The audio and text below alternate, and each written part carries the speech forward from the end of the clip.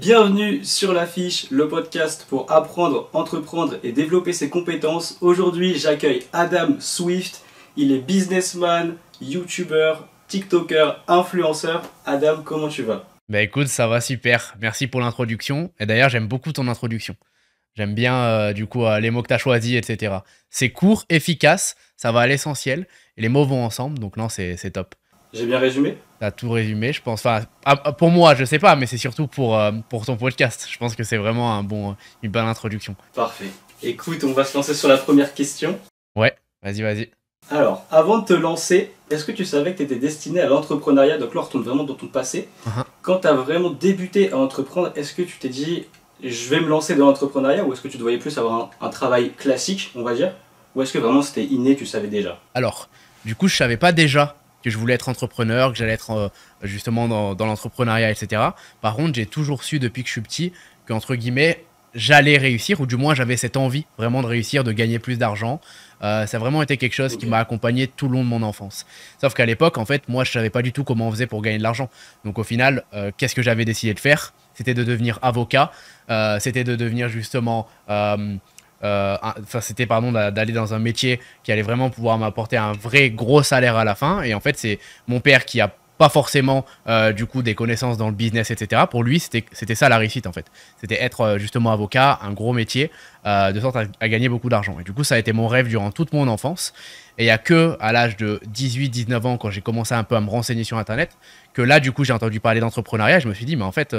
c'est plutôt ça, je pense, qu'il faut faire pour devenir riche. Et du coup, c'est à ce moment-là que je me suis lancé dans l'entrepreneuriat en suivant ce modèle, quoi. D'accord. Et pour resituer, tu as quel âge?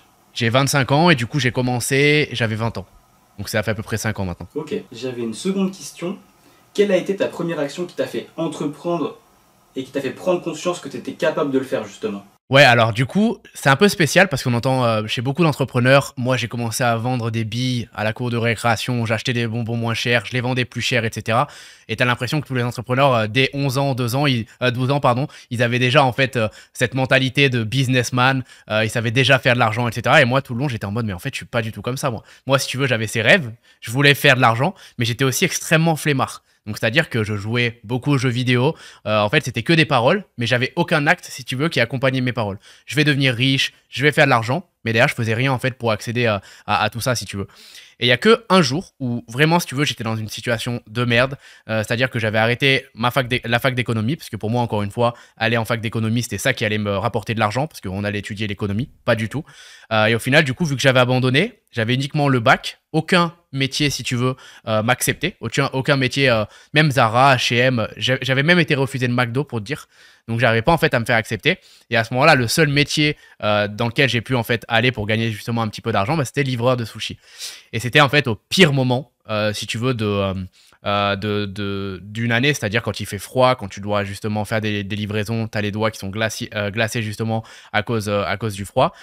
Et en fait, à ce moment-là, du coup, j'avais l'habitude, pendant mes courses, de regarder des vidéos YouTube. Bon, chose pas du tout à refaire, parce que bah, du coup, tu peux avoir un accident. Mais moi, je le faisais régulièrement. Et là, en fait, je sais pas pourquoi, dans mon feed, j'ai eu une vidéo, du coup, qui parlait d'argent, qui parlait d'entrepreneuriat, qui parlait de business.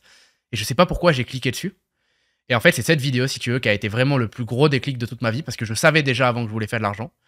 Mais grâce à cette vidéo, j'ai compris que c'était possible, en partant de zéro, sans forcément avoir de compétences, sans connaître de personnes riches, justement, dans son entourage, sans avoir de diplôme. Et c'est suite en fait à cette vidéo où tous les rêves que j'avais et que si tu veux je maintenais au fond de moi sans aucune action, je me suis dit en fait plus jamais si tu veux je vais perdre du temps, plus jamais je vais pas passer à l'action. Et à partir d'aujourd'hui du coup il faut que j'y aille all-in dans ça. Et ça a été mon plus gros déclic. Ok, donc un déclic assez rapide en soi, enfin assez rapide dans la mesure où tu as commencé, on va dire, assez tard, comme tu l'as dit, pendant un cours de récré, etc., pas comme les entrepreneurs, enfin le discours entrepreneurial classique, mais du coup, tu t'es lancé vraiment assez vite et tu t'es formé tout seul assez rapidement. Ouais, bah en fait, ça assez vite, oui et non, parce que du coup, j'ai quand même attendu 20 ans, si tu veux, pour me lancer en soi. Mais par contre, le moment où vraiment j'ai eu ce déclic, ça a été immédiat. J'ai pas eu une seule peur, je me suis dit, c'est possible, je vois ce gars, j'ai pas eu, si tu veux, ce qu'on peut avoir des fois lorsqu'on débute, ce qui est totalement normal, voir une vidéo et se dire non mais ce gars c'est un arnaqueur, s'il dit ça, il a quelque chose à me vendre. Tu vois, quand tu commences, c'est un peu le genre de choses que tu vas penser. Moi en fait, si tu veux, j'étais déjà prêt en fait depuis 20 ans à vraiment vouloir réussir, que ça a été rapide et bim directement j'ai eu des clics et du coup j'ai commencé. Donc oui, à ce moment-là, au moment où j'ai vu cette vidéo, je me souviens très bien, je suis rentré chez moi, Et j'ai bouffé du contenu sur l'entrepreneuriat, sur le business. Je me suis renseigné tout le temps. Je me formais entre 4, 5, 6 heures par jour. J'apprenais en fait, vraiment j'engrangeais de la connaissance et je pouvais plus m'arrêter. Parce que justement, j'avais vraiment ce truc, il faut que j'y arrive. Ok, ouais, je vois. Donc vraiment une grosse activité. Et du coup, depuis cette époque-là où tu étais livreur de sushi, dans quelle mesure ton mode de vie il a évolué? Tu étais en France, tu es au Panama aujourd'hui. Est-ce que le lifestyle a évolué aussi derrière? Qu'est-ce qui s'est passé en fait? Bien évidemment, tout a changé parce qu'en fait, quand tu commences tout simplement à entreprendre et quand tu commences à réussir, bah, ça a été long. J'ai pas réussi directement, je me suis pas formé, je suis passé à l'action, j'ai réussi, j'ai eu énormément d'échecs. Beaucoup de personnes pensent que ça y est, tu as le déclic et tu vas réussir. Pas du tout. Il y a la première étape, c'est le déclic, mais après, tu as un très long chemin avant justement de réussir tes objectifs. Donc, ça a été très long. Et en fait, si tu veux, c'est ça aussi mon avantage, je pense, c'est que ça s'est pas fait du jour au lendemain. Et je connais des amis à moi, par exemple, ils ont eu leur déclic. Un mois après, ils réussissaient. Ils lançaient quelque chose, justement. Ils avaient le flair pour ce projet. Ils réussissaient directement. Mais si tu veux, en fait, ils n'avaient pas eu le temps vraiment de créer ce changement, de voir, en fait, chaque étape, si tu veux, du processus. Et moi, du coup, vu que ça a pris du temps, bah, si tu veux, certes, mon lifestyle aujourd'hui a énormément changé. J'habite au Panama. Je suis libre financièrement, c'est-à-dire je peux faire ce que je veux, quand je veux, où je veux aussi, parce que du coup, je suis libre géographiquement. Je peux vraiment faire, en fait, quasiment tout ce que je veux. Mais en fait, ça s'est vraiment tellement fait step by step que, si tu veux, ça n'a pas changé derrière comment je réagis. Ça n'a pas changé ces choses. Mais après, bien évidemment, quand tu gagnes, je crois que moi, ce que je touchais en tant que livreur de sushi, bah, c'était le SMIC et j'étais même pas à temps plein. Donc je crois que c'était quelque chose comme 890 euros, quelque chose comme ça. Quand tu touches ça et qu'au final, tu arrives à toucher 100 fois plus dans l'année, quasiment, et ben au final, ça te change énormément. Ouais, carrément, bah, carrément. Et par rapport à ça, est-ce que vraiment quand tu as commencé à gagner de l'argent, tu as été impacté par des images, la publicité, notamment dans le luxe, etc. Même si ça a été step by step, est-ce qu'à un moment tu as failli craquer, tu as failli te diriger vers des grosses dépenses, ou alors vraiment tu as réussi à maintenir ton cap et te dire non, je craquerai pas, je reste vraiment dans ma ligne de conduite? Ah, c'est une très bonne question parce que pour moi, justement, j'y réfléchissais il y a pas longtemps. Quand entre guillemets, quand tu nais pauvre, tu as trois solutions qui s'offrent à toi quand tu vas réussir. La première, c'est qu'en fait, tu vas tout le temps avoir peur de redevenir pauvre. Du coup, tu vas absolument rien dépenser. J'ai beaucoup de personnes dans ce cas-là dans mon entourage. La deuxième, c'est qu'au contraire, vu qu'en fait, du jour au lendemain, tu gagnes beaucoup plus d'argent, tu vas dépenser des sommes astronomiques et tu peux en fait très vite repartir à zéro. Et la troisième, en gros, c'est que tu arrives justement à avoir ce juste milieu. Mais les deux, justement, premières options, en général, sont les plus courantes. Une personne vraiment qui a connu la pauvreté, elle va avoir tendance à craquer un peu dans son cerveau. Et c'est pour ça que c'est compliqué. Moi, les 2 premières années où j'ai gagné beaucoup d'argent, je me suis fait absolument aucun plaisir. Quand je dis aucun plaisir, c'est aucun plaisir matériel.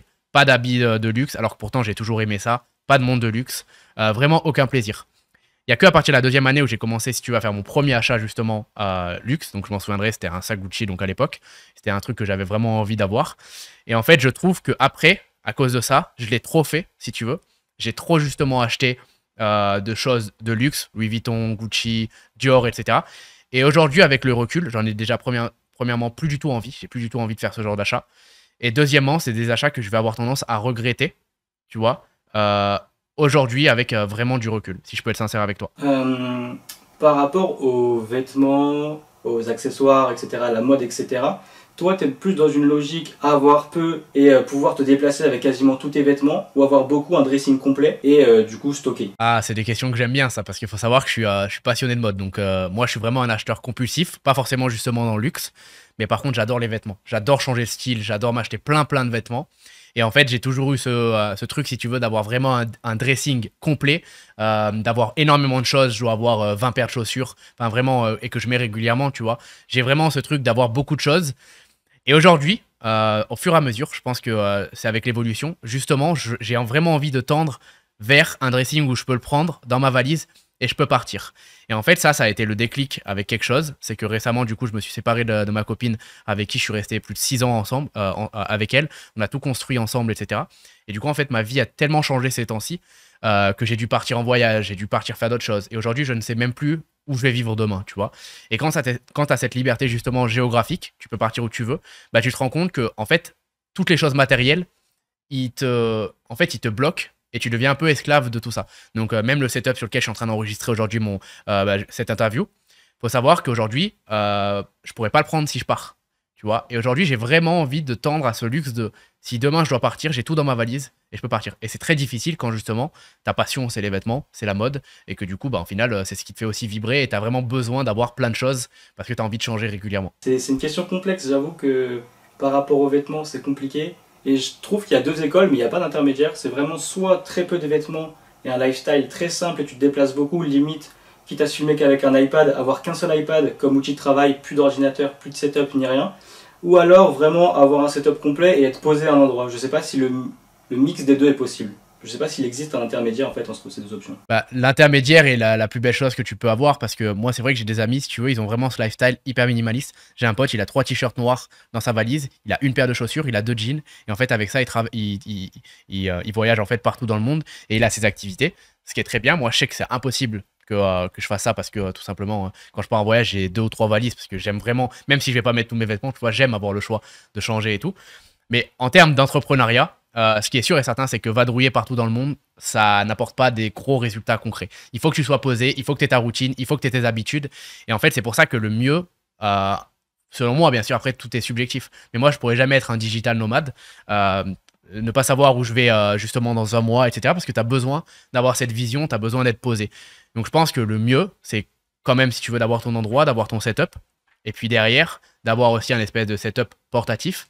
Parce que l'avantage aussi de l'entrepreneuriat, c'est que si demain, où tu es, ça te fait chier, tu as envie de partir, bah, tu peux partir en fait du jour au lendemain. Et par rapport du coup à ce que tu disais, on ne peut pas se déplacer et maintenir des routines. Toi, aujourd'hui, quelles sont tes routines? Une journée classique dans la vie d'Adam Swift, qu'est-ce que c'est? Depuis 5 ans maintenant, j'essaye de développer des routines. Donc j'ai tout essayé. Les routines de millionnaire comme tu vois sur YouTube, j'ai réessayé la routine minimaliste, j'ai essayé la routine, je pense, m'en foutiste, j'ai vraiment tout essayé. Je pense que la meilleure routine, c'est celle qui nous correspond et je pense qu'elle va aussi évoluer en fonction du temps à chaque fois. Moi aujourd'hui, la routine que j'ai et qui me convient, c'est que je me lève tous les matins à 6 heures. De 6 heures à 6h30, je vais faire tout ce qui est me réveiller, ma toilette, etc.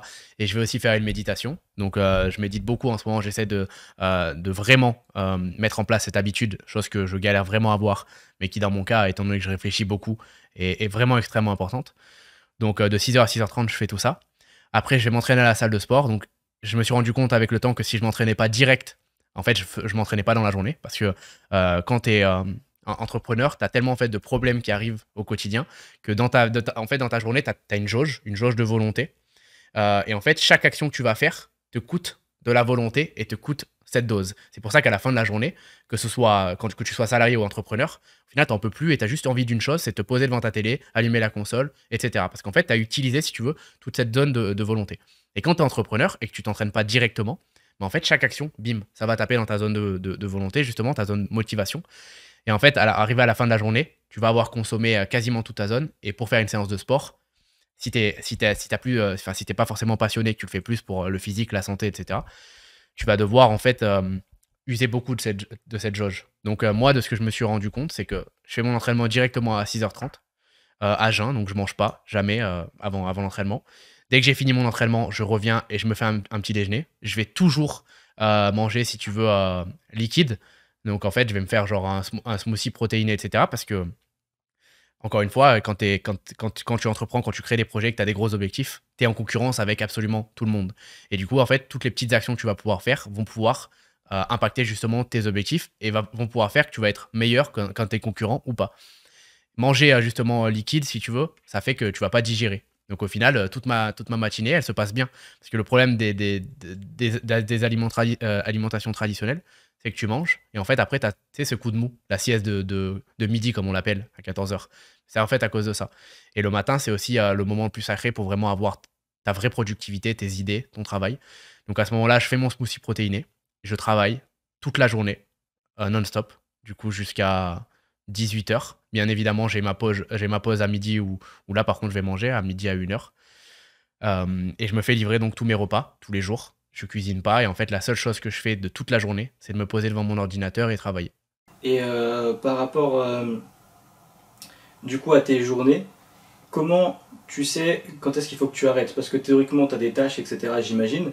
Là, tu as dit 18 heures. Est-ce qu'après 18 heures, tu coupes tout et tu te dis j'arrête? Ou alors, est-ce que tu n'arrives pas à te déconnecter, ce qui peut être logique en soi, et tu continues quand même à travailler malgré que tu as arrêté en soi? Alors en fait, si tu veux, avant, j'arrivais pas à arrêter. Aujourd'hui, c'est très simple. J'arrête quand en fait, je suis dans le mal.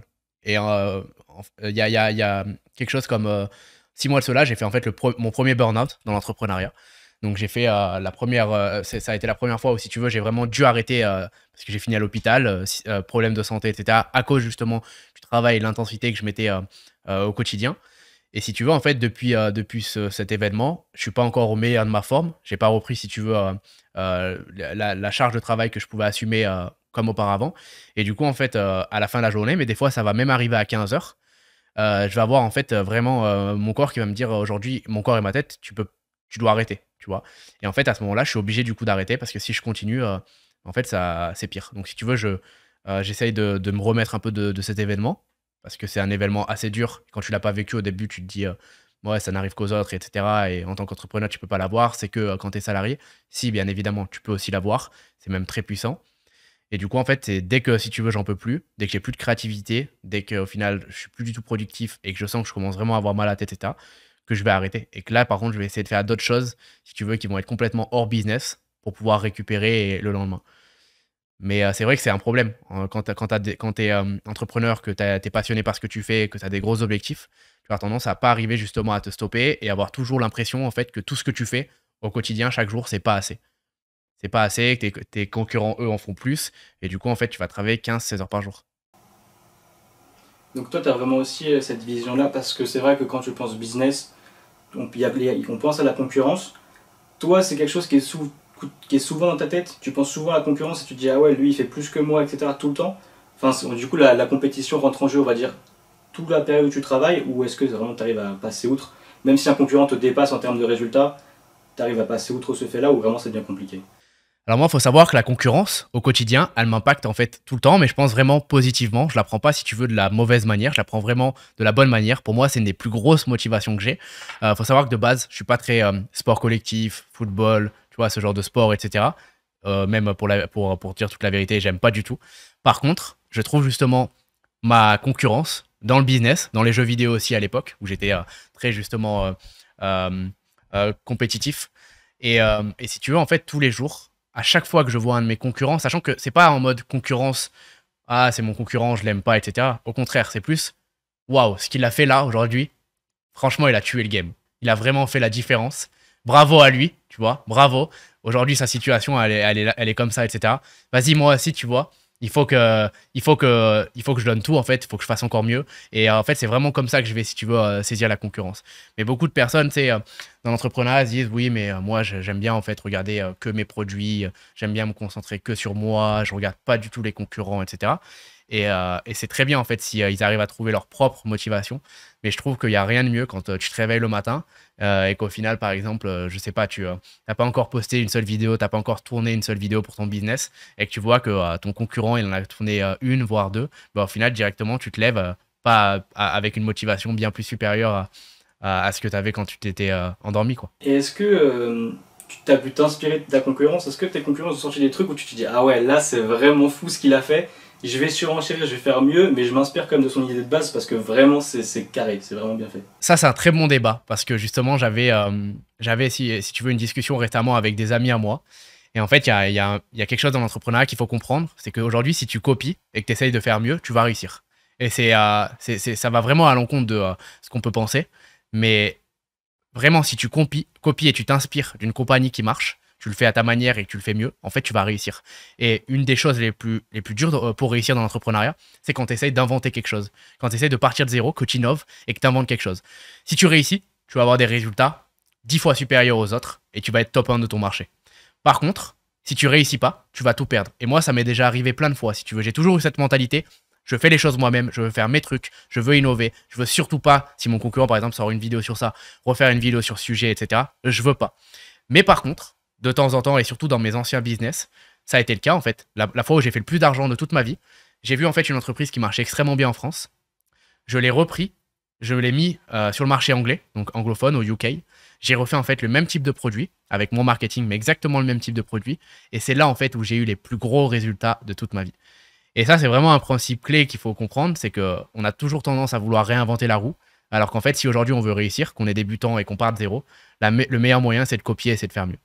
Aujourd'hui, parce que j'essaie vraiment d'avoir des gros objectifs du coup dans mes objectifs actuels, j'ai pas du tout envie de copier, Parce que si tu veux, j'ai vraiment envie d'être top 1. Je vise top 1 ou rien, et je sais que pour être top 1 ou rien, c'est pas une question d'argent, c'est vraiment une question de faire la différence, faire ses propres choses et innover.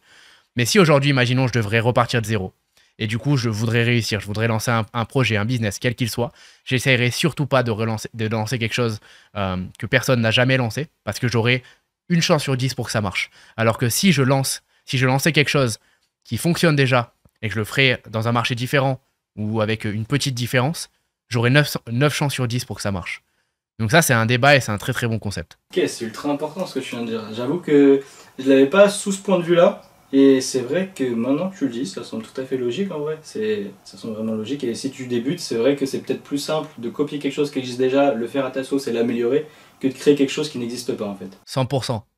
Faut savoir que les 2 plus gros échecs que j'ai eu de ma vie, j'ai perdu 300 000 $ dans chaque projet que j'ai lancé. Donc on est parti avec tout l'argent nécessaire.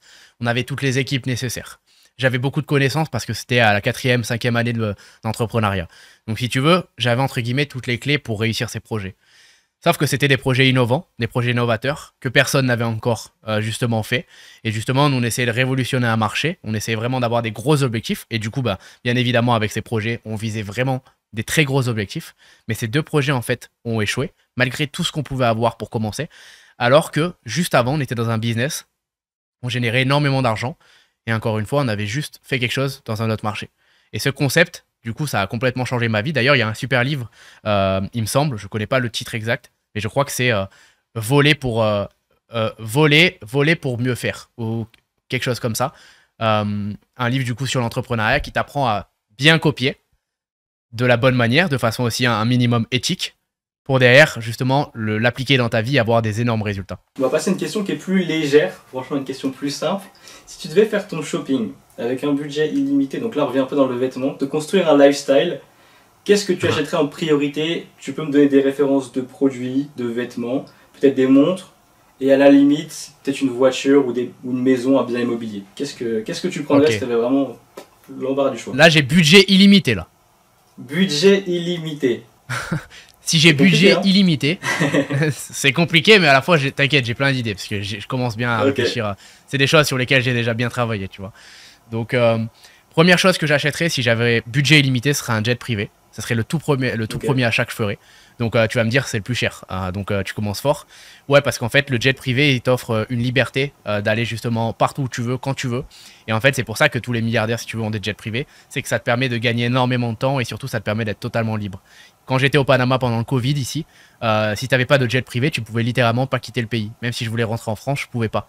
En fait, quand tu avais un jet privé, tu pouvais faire ce que tu voulais. Et un jet privé, c'est vraiment, si tu veux, la liberté. Et puis en plus de ça, dans l'entrepreneuriat, c'est un outil énorme parce que tu peux faire des rendez-vous avec des personnes. Tu peux ramener par exemple des clients dans ton jet privé.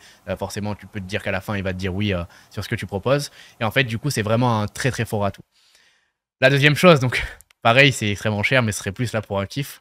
Je dis, en vrai, on se permet de faire nos folies quand même. Je prendrais un yacht, tu vois, ça a toujours été mon rêve.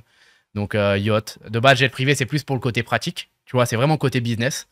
Yacht, c'est vraiment plus passion. Tu vois, côté, c'est mon plus grand rêve. Depuis que je suis petit, justement, on en parlait en début.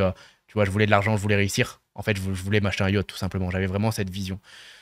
Donc voilà, je m'achèterai un yacht. Après, je suis pas trop tout ce qui est voiture, etc. Moi, si tu veux, tu vois, Ferrari, Lamborghini et tout, c'est cool. Mais c'est pas trop mon kiff. À la limite, les seules voitures que j'aime bien moi-même conduire, c'est tout ce qui est SUV, donc Range Rover, tu vois, Lamborghini Urus. Après, je vais pas te cacher, bien évidemment que ça fait plaisir, mais c'est pas du tout ma priorité. Si je devais prendre une voiture aujourd'hui, ça serait les vannes VIP Mercedes. Tu vois, je sais pas si tu vois ce que c'est. Donc, moi, j'aimerais dans l'idéal avoir grand format et petit format. Donc, 2 places et 6 ou 7 places. Parce que si tu veux, tu as ce côté où tu as le chauffeur. Tu peux travailler sur tes projets en même temps. Moi, j'aime pas forcément conduire de base. Et encore une fois, côté pratique, tu peux ramener tes clients dedans. Tu peux faire plaisir aussi à tes amis. Tu vois, tu peux faire plaisir à ton entourage. Il y a beaucoup de place. Tu peux leur prêter et tout. Donc, moi, ça serait ça directement. Et après, dans la SAP, en vrai, là, je suis en train de changer un peu de style vestimentaire. De base, je suis très streetwear. Et en fait, si tu veux, pour mon business et le fait que je sois assez jeune, pour être un peu plus pris au sérieux avec, si tu veux, mes collaborateurs et tout, bah, j'essaye de m'habiller justement un peu plus, tu vois, chemise, costume. Et donc, je referai ma garde-robe dessus. J'achèterai pas mal de costumes, etc. Un peu moins de stickers, un peu plus de pointus. J'aime bien les deux. Faut savoir que j'aime vraiment bien les deux. Mais j'ai plus l'habitude de m'habiller en streetwear. Et par contre, l'achat où vraiment là, je me lâcherai, ça serait les montres. Ça, c'est ma plus grosse passion. Ok. Montre de Donc luxe, montre quoi? Patek Philippe. Audemars Piguet, Patek Philippe, une Nautilus, une. Ouais, Je sais plus comment elle s'appelle, une Skeleton chez AP. Comment elle s'appelle? J'ai plus la référence. Mais que des grosses montres quoi. ouais. Frosted, En mode chez investissement Audemars. ou juste Ouais, ouais, ouais. Du investissement coup, quand tant même qu'à faire, dans c'est ça l'idée. que j'aime bien. Exactement, Ok, c'est ça ouais. que j'aime bien. C'est que tu te fais extrêmement plaisir, mais en fait, ça te sert sur tous les points. Déjà, premièrement, c'est un investissement qui prend de la valeur. Je connais des personnes dans mon entourage, cette année-là, ils ont acheté pour 400 000 $ de montres. Aujourd'hui, ça vaut 700 000, tu vois. Donc, en fait, tu t'es fait plaisir et tu as gagné énormément d'argent. Autre point, c'est aussi quelque chose où, encore une fois, c'est pratique parce que faut comprendre que le business, c'est des relations. C'est comment, en fait, les gens vont te percevoir aussi. Et beaucoup de personnes ne veulent pas, en fait, se l'avouer, mais c'est vraiment le cas. Et en fait, ce genre de montre t'offre, en fait, si tu veux, directement une première impression chez des personnes qui, au final, t'auraient peut-être pas, si tu veux, calculer. En fait, là, directement, ça va les intriguer. Attends, ce gars, il est jeune, il a cette montre, comment il a fait, etc. Et du coup, c'est directement un moyen au final, de communication. Donc, moi, si tu veux, j'aime bien faire des achats kiff, mais qui aussi peuvent servir derrière. J'aime pas forcément justement plus, parce qu'avant je l'ai beaucoup fait, j'aime plus acheter des choses qui au final vont pas forcément servir, vont s'abîmer et vont perdre de la valeur ou vont pas pouvoir être utilisées, quoi. Et par rapport aux montres, tu serais plus sur une montre sobre, une montre classique, par exemple chez. Qu'est-ce qu'il y a? Chez ouais, une Nautilus, chez Patek. Ou alors vraiment une Daytona. Comment ça s'appelle? Rainbow Daytona, avec le cadran, serti de diamants toutes les couleurs, des diamants ici partout. Bien sûr, Factory Set. Honnêtement, je choisirais les deux types, parce que j'aime bien, si tu veux, pouvoir être un peu monsieur tout le monde, sobre, mais j'ai quand même ce côté excentrique, tu vois. Moi, j'aime vraiment bien m'habiller différemment des autres. De base, j'ai toujours des lunettes de soleil. J'aime vraiment, en fait, si tu veux être différent par mon style, c'est quelque chose que j'ai depuis que je suis petit. Et du coup, ce côté, si tu veux, frosted ou justement rainbow, comme tu dis, vraiment un peu justement excentrique, créatif, parce que du coup, en général, tu sais, quand t'es créatif, t'aimes bien aussi les choses différentes. Du coup, ouais, j'achèterai complètement les deux. Et du coup, je l'adapterai en fait en fonction des situations et du mood de la journée, quoi. Carrément. Et c'est quelque chose d'intéressant que tu disais tout à l'heure. Du coup, tu changes ton style vestimentaire parce que ça te plaît d'un côté aussi, mais aussi pour le travail. Du coup, tu considères quand même que le style vestimentaire, tu peux pas rester habillé en streetwear toute ta vie. Pour des relations sérieuses, tu es obligé d'avoir une tenue. Non, en fait, tu peux. Alors déjà, premièrement, si les gens qui nous écoutent veulent changer de style vestimentaire pour les autres, bannissez ça directement. Moi, c'est pas pour les autres. J'aime, comme tu l'as dit, ça. C'est quelque chose qui m'a toujours fait kiffer. Je me suis toujours habillé en costard et tout. Là, si tu veux, j'accentue un peu plus ce point. Et encore, je reste moi-même. Restez vous-même dans votre style. C'est la base parce que votre style définit vraiment votre personnalité. Et en fait, quand es dans des vêtements que t'aimes pas, ça se ressent. Moi, tu vois, justement, c'est pour ça que j'aime bien avoir beaucoup de vêtements. C'est que si je suis dans des vêtements que j'aime pas, je me sens pas moi-même en fait, tu vois. Ça joue sur tout mon mood. Après, c'est peut-être extrémiste parce que je suis vraiment passionné, mais il y a des personnes, ça leur fait aussi. Du coup, non, pour répondre à la question, je pense pas qu'en s'habillant en streetwear, tu peux pas réussir. Au contraire, tu peux très bien réussir. En fait, tu réussiras quand tu seras toi-même et quand tu auras confiance en toi. Ah, déjà, ça, c'est la base. C'est juste que à l'heure actuelle, c'est plus facile pour la première impression dans le business dans lequel je suis, euh, de s'habiller justement, si tu veux, un peu plus comme ça, etc. Mais ça ne change pas. Après, ce qu'il faut prendre en compte, c'est que oui, le style vestimentaire va en fait déterminer comment la personne te voit pour la première fois, 100%. Beaucoup de personnes disent ouais, moi je m'en fiche de mon style vestimentaire, etc. Ouais, mais en fait, tu dois faire un effort. Pourquoi? Parce que si tu veux vraiment maximiser tes relations, les échanges avec les gens, nous, on est des humains. Et en fait, 80% de comment on va déterminer la personne, ça va être la première impression. Et si on voit quelqu'un qui fait pas forcément attention à son style et tout, attention, derrière, il va avoir plein d'autres qualités. Mais la première impression qu'on va avoir de lui, si tu veux, bah, elle va pas être en mode waouh. Par contre, quand on voit quelqu'un qui est extrêmement bien habillé, que ses habits lui vont bien, qu'il a une prestance avec, qu'il a du charisme, on se dit en fait, ah ouais, ce gars, il a quelque chose. Et bim, directement, on va s'en souvenir. Donc oui, quand on débute, quand on est personne, entre guillemets, parce que au début, on commence, on veut tous faire son chemin, mais en fait, il faut maximiser les chances de notre côté. Et c'est pour ça que moi, je dis à mon audience à chaque fois, allez à la salle de sport, entraînez-vous, ayez un physique que vous aimez, qui va vous donner confiance en vous. Derrière, vous allez dégager une image de confiance. Les gens vont vous voir comme ça. Ils vont voir un beau physique, etc. Ils vont se souvenir de vous, ils vont bien aimer. Habillez-vous bien, ayez confiance en vous. Et je pense que c'est primordial. Mais regarde, tu vois, par exemple, un footballeur, il s'habille comme il veut. Un footballeur, il s'habille en streetwear. Un rappeur, c'est pareil. C'est sûr. C'est déjà quelqu'un, en fait. C'est vrai, c'est ça. En fait, c'est il a à rien à partir du prouver. moment où tu es quelqu'un, tu peux faire ce que tu veux, tu n'as plus rien à prouver, et tu peux montrer le style que tu veux. Mais c'est vrai que quand tu es personne, comme tu me l'as dit, c'est vraiment plus compliqué de s'imposer avec son style et d'imposer son style aux autres. Si la majeure partie des personnes trouvent que ton style est un peu trop excentrique, tu vas être perçu comme excentrique, même si au final c'est juste ton style en fait. Ouais, et puis ton style, en vrai, doit être adapté à l'image que tu veux dégager. C'est tout. Si après, par contre, dans ton branding, le fait d'être excentrique, c'est quelque chose. Imaginons que tu es un artiste, tu es un styliste ou tu es un chanteur, tu es un DJ, tu dois t'habiller excentrique. Si maintenant tu veux aller justement travailler avec des businessmen, des entrepreneurs qui ont 50 ans, tu vois, moi, ça m'est arrivé ici au Panama d'arriver des fois dans un rendez-vous vraiment avec mon style de base, etc. Et que vraiment je me tape des remarques de la part de ces personnes de 50 ans. Est-ce que je peux leur en vouloir? Non, parce qu'en fait, c'est leur norme, c'est leur code. Et si je veux m'intégrer aussi à un minimum, bah, des fois, je dois avoir ces codes. Ça dépend vraiment en fait, de nos objectifs et de là où on veut se diriger. Question beaucoup plus compliquée. Si tu devais donner un conseil, un unique conseil à un jeune qui tombe sur ce podcast par hasard, ce serait lequel? Si je devrais donner un conseil, c'est vrai que c'est compliqué parce que du coup, des façons de réussir, il y en a 1000. Faut bien le choisir. Exactement, faut choisir le meilleur. Des caractéristiques pour réussir, il y en a 1000. Après, je pense qu'il y a un aspect qui est hyper important et que je vois dans la plupart des personnes qui justement commencent, c'est qu'en fait, ils ont peur de passer à l'action, ils ont peur de tester. Et ça, en fait, c'est la société qui leur transmet cette peur, c'est leurs proches, c'est l'école, c'est les médias, c'est comment on traite les gens qui échouent justement en France. C'est aussi leurs propres croyances. Donc, si tu veux, en fait, cette peur justement de passer à l'action et en fait de mettre en place ce qu'on a envie de mettre, elle peut tuer en fait les rêves d'une personne. Et du coup, moi, ce serait juste passe à l'action. Parce qu'en fait, t'as quoi à perdre et t'as quoi à y gagner. Prends ta balance dans tes mains. Qu'est-ce que j'ai à y gagner? Imaginons, je veux lancer ma marque de vêtements, par exemple. Ah, je vais faire quelque chose qui me passionne. Je vais gagner beaucoup d'argent. Je vais pouvoir faire plaisir à mes proches. Je vais être libre. Je vais être fier de moi. Ma vie m'a changé. Tu vois, le poids, il monte. Il est énorme. Qu'est-ce que j'ai à perdre? Du temps. Peut-être de l'argent si j'en investis. Des doutes. Des échecs. Peut-être je vais prendre des moqueries, mais en fait, le poids, il est toujours bien plus haut ici. Donc en fait, vous avez la plupart du temps rien à perdre et tout à gagner. Et c'est pour ça que le fait de passer à l'action, c'est le plus important. Parce que, en général, quand les gens, si tu veux, ils passent pas à l'action, c'est aussi par peur de l'échec. Je vais échouer, etc. Mais oui, mais en fait, bien évidemment que tu vas échouer. Aujourd'hui, j'ai lancé, honnêtement, entre 15 et 20 business.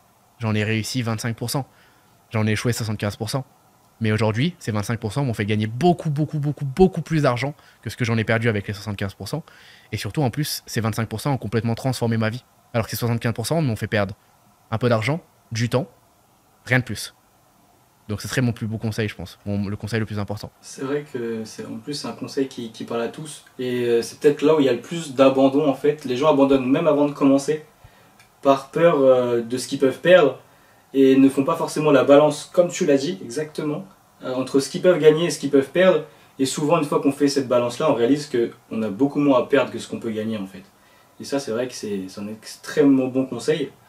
Par rapport à toi, tu as dit que du coup que tu avais échoué 75%, réussi 25%.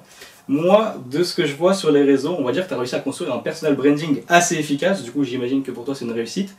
Je vais tourner comme ça. Pour moi, tu as créé un personnage clivant, mais après, ce personnage, à combien de pourcents c'est représentatif de ta personnalité? Est-ce que le Adam Swift qu'on voit sur les réseaux sociaux, c'est le Adam Swift de la vraie vie?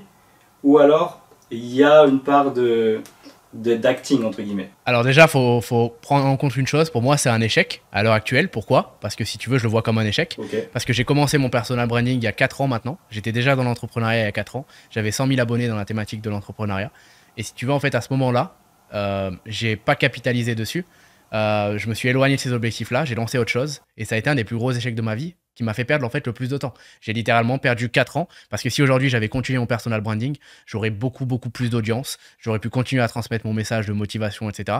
Et donc pour moi c'est un de mes plus gros échecs, tu vois. Mais c'est pas parce que j'ai échoué une fois là-dedans qu'au final j'ai perdu du temps, justement, de l'argent, parce que avoir un bon personal branding c'est aussi, ça rapporte de l'argent. Donc c'est pas parce que j'ai perdu tout ça que, si tu veux, je dois pas continuer et me relancer. Et donc en fait je me suis relancé récemment, on a eu des plutôt bons résultats en effet. On peut toujours s'améliorer, on peut toujours faire mieux. Maintenant, pour répondre à ta question, Est-ce que le Adam Swift, justement, il est différent ou est-ce que le Adam Swift, c'est le même dans la vraie vie? Le Adam Swift, c'est exactement le même. Je joue pas du tout un rôle. Tout ce que je vais dire au quotidien, c'est la réalité. En fait, c'est issu de mes lives. Donc, tous les contenus qu'on voit sur TikTok, c'est issu de mes lives. Il faut savoir que dans les lives, c'est l'endroit où tu peux pas mentir. En story, tu peux mentir. En photo Instagram, tu peux mentir. En vidéo YouTube, tu peux mentir. Tu as un script, tu fais ce que tu veux. En live, tu ne peux pas mentir. C'est vraiment toi. Donc, en fait, moi, ce que je dis justement sur les réseaux sociaux, je le pense.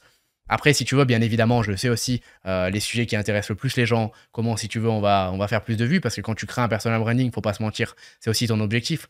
Ton objectif, c'est d'attirer l'attention sur ton message. Donc ça, je pense, commencer justement à le comprendre. Et du coup, je vais appuyer un peu plus sur ces points-là que d'autres.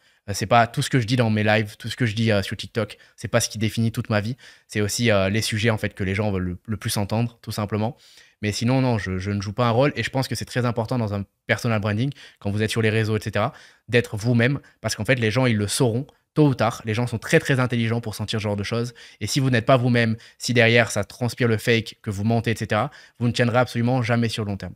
Il y a des entrepreneurs, ça fait 10 ans qu'ils sont là. Gary Vee, ça fait 15, 20 ans. C'est lui, en fait, au quotidien. Et c'est pour ça que ça marche et c'est pour ça qu'il est là où il en est.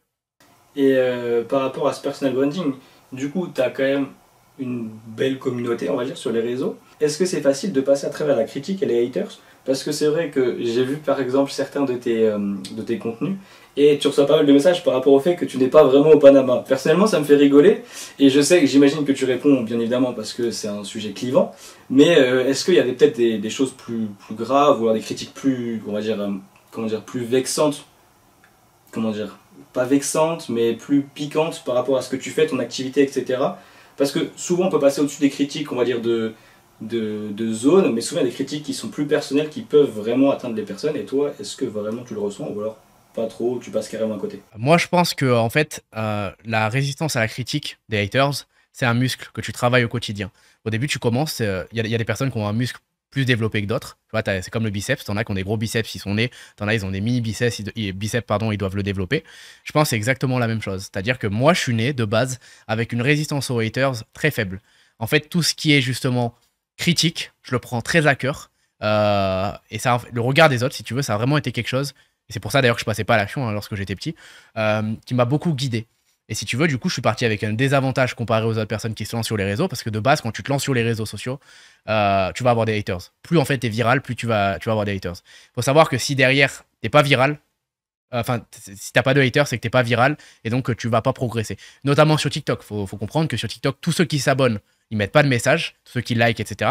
Les seuls que tu vois en commentaire, c'est ceux qui te détestent. Et du coup, t'as même l'impression tous les jours, putain, mais en fait, personne ne m'aime. Bah si, en fait, parce que tu vois, t'as pris 2-3 000 abonnés dans la journée. C'est juste que les personnes vraiment qui te soutiennent, la plupart du temps, ils sont silencieux. Et donc, toi, faut faire face, en fait, à toutes ces personnes qui te critiquent et qui te détestent au quotidien.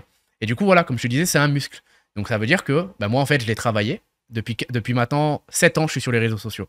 Même avant, lorsque j'étais dans le fitness, j'étais même pas encore entrepreneur, j'étais sur les réseaux sociaux. À ce moment-là, j'avais un cheveu sur la langue énorme. Donc, si tu veux, des critiques, j'en ai bouffé. J'en ai bouffé, j'en ai bouffé, j'en ai bouffé. Malgré ça, j'ai pas abandonné. J'ai continué justement à mettre ma tête sur les réseaux sociaux. Et au fur et à mesure, en fait, j'ai développé ce muscle. Aujourd'hui, 7 ans après, c'est vrai qu'un mec qui me critique et qui me dit que je suis pas au Panama, que j'ai un fond vert derrière moi, au final, qu'est-ce que j'en ai à faire? Parce que je suis en train de réfléchir à la position de cette personne qui a le temps de mettre un commentaire comme ça. Qu'est-ce que cette personne fait dans cette vie, en fait? Elle est sûrement assise sur son lit, tu vois, elle est couchée sur son lit. Elle a une copine qu'elle déteste, ou alors elle a tout simplement pas de copine. Elle a un travail qu'elle déteste, ou alors elle fait des études qu'elle aime pas du tout, ou alors elle fait absolument rien et elle n'a pas encore trouvé sa voie. Elle passe son temps du coup à justement perdre du temps entre guillemets sur les réseaux sociaux, à voir la vie des autres, au lieu de final travailler sur la sienne. Donc est-ce que en vrai son commentaire va vraiment m'impacter? Non. C'est des questions qu'il faut se poser. Encore une fois, qu'est-ce que j'ai à perdre? Qu'est-ce que j'ai à gagner? Voilà, c'est toujours la même chose. Donc au final, c'est pas du tout ce genre de commentaire qui m'impacte. Est-ce qu'il y a des choses plus impactantes pour moi? Honnêtement, tant qu'en fait, si tu veux, on ne dit pas des choses de moi qui sont vraiment fausses, dans le sens où, par exemple, moi, une des pires choses, ça pourrait être Adam Swift, c'est un arnaqueur. Tu vois, il arnaque sa communauté, ou ce genre de choses. Pas du tout, parce que à chaque fois qu'on a une personne au téléphone de la communauté ou que je parle avec des gens sur Instagram, la chose qui revient, c'est j'ai confiance en Adam, tout simplement. J'ai confiance en toi. J'ai l'impression que tu es honnête, parce qu'en fait, justement, je suis clivant parce que je suis réel, en fait. Je mens pas, j'essaye pas de faire plaisir aux gens. Quand l'entrepreneuriat c'est difficile, je le dis. Quand tu peux réussir, je le dis. Quand j'ai fait beaucoup d'argent, je le dis. Quand j'ai perdu beaucoup d'argent, je le dis. Et du coup, en fait, le fait qu'on me dise que je suis un arnaqueur, etc., ça, je pense, c'est les pires critiques. Mais encore, tu vois, j'essaie vraiment de m'en détacher et au final, j'avance avec la communauté qui veut bien me suivre et on avance ensemble. Ouais, carrément. Puis du coup, au final, si ça fait vraiment 7 ans que tu es actif sur les réseaux, etc., au final, tu t'es vraiment, enfin, tu arrives quand même de plus en plus à te détacher des critiques, etc. Et ton personal branding, tu as commencé à répondre à la prochaine question, mais est-ce qu'il a un impact sur ton business en termes de vente, de réassurance, de crédibilité? J'imagine que oui.